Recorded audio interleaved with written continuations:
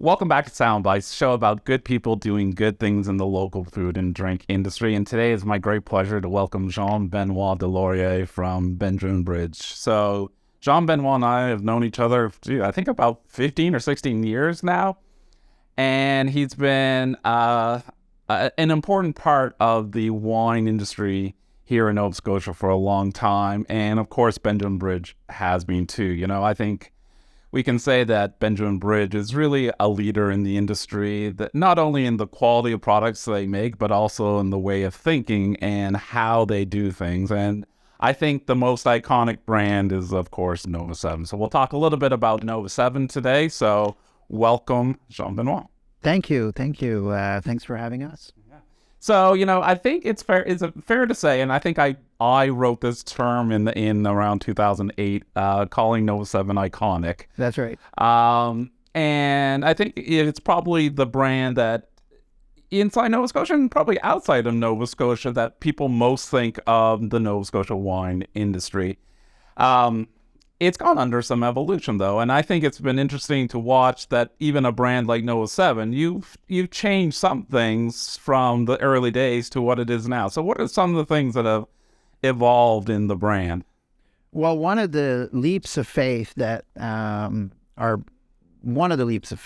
built into the identity of Nova 7 is that we make it with as little intervention as possible.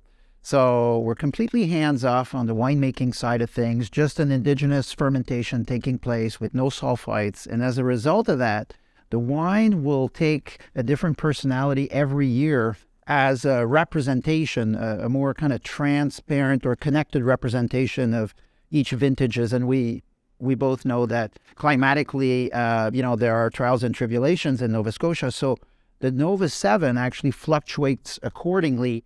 And instead of becoming problematic, for example, leading to disappointment, it actually leads to excitement because every year with the release of the new vintage, people are really curious to discover what's unique about that particular growing season. Right.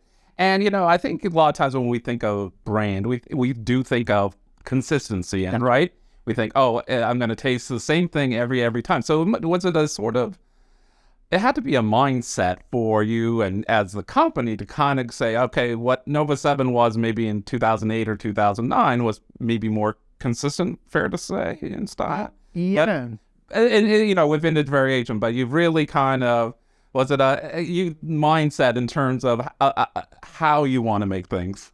Well, it was more so a leap of faith than it was a, kind of a rigid, kind of belief because we're very vulnerable, and I don't think that we would go into any situation with the audacity of thinking that, we have everything down to a science. Quite the contrary. So it was more an exploration, and we jumped in, and as it turns out, it turned out to be a strength and something that now defines the Nova 7. So. That's very cool. And so I love the different tastes every year.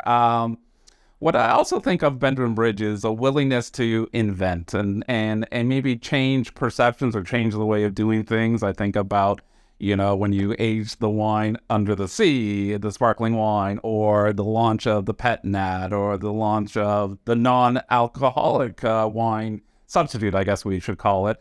Benjamin Bridge has always been perhaps one step ahead of the curve, or at least willing to accept change and do things differently. I think one of the great projects you did recently was with Glooskap First Nation, and all the work you're doing in terms of rethinking how we don't have ownership of the land. We're stewards of a land that is somebody else's, and how you kind of connected with that community. I think that's really an important project. This is a revolution in a way, too, that this little bottle is kind of revolutionary for a traditional winery to make something that's not as traditional. So what's this all about? So this is Supernova 7 cocktail. Why did it come to be at first?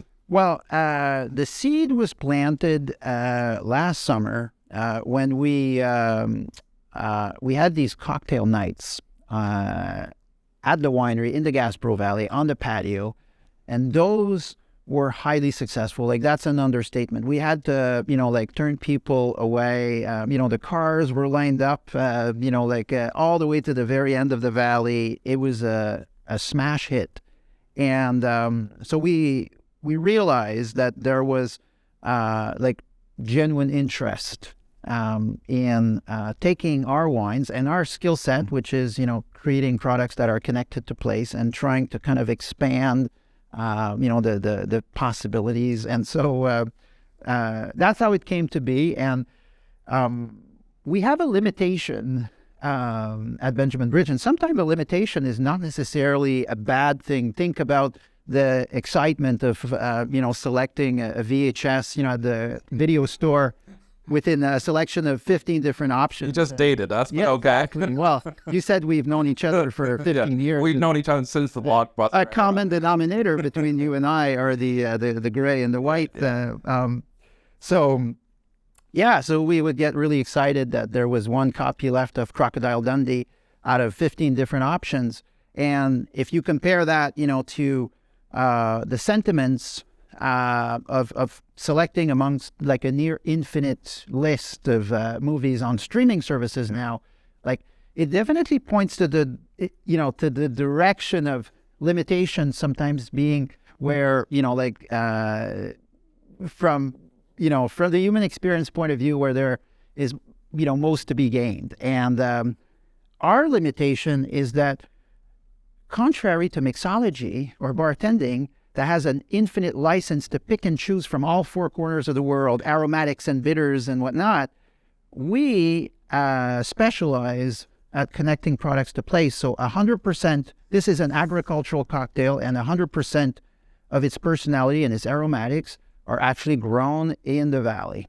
Okay, so tell me a bit about what's in the bottle, because I think and more people, I think, as we go further on, want to know exactly what they're drinking. So tell me exactly what's in it. So there's a real simplicity to it. It's 3 ingredients. Okay. One is the brand new vintage of Nova 7, the 2022 vintage.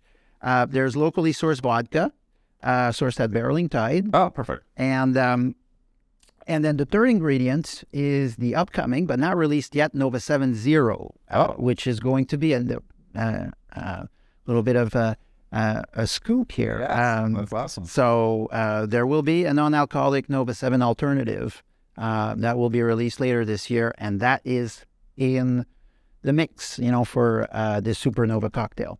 Now, that's it. And there's a reason why we elected, that really simple,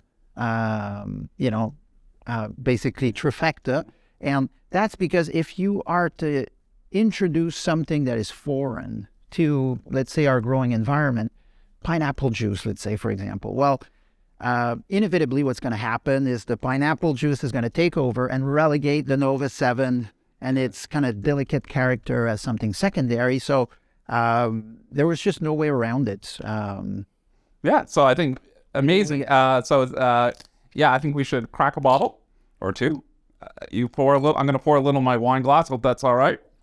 We're going to do a toast. Oh, well, cheers. Cheers. Thank you very much. And look forward to buying this at local NSLC stores, at the winery. Cheers.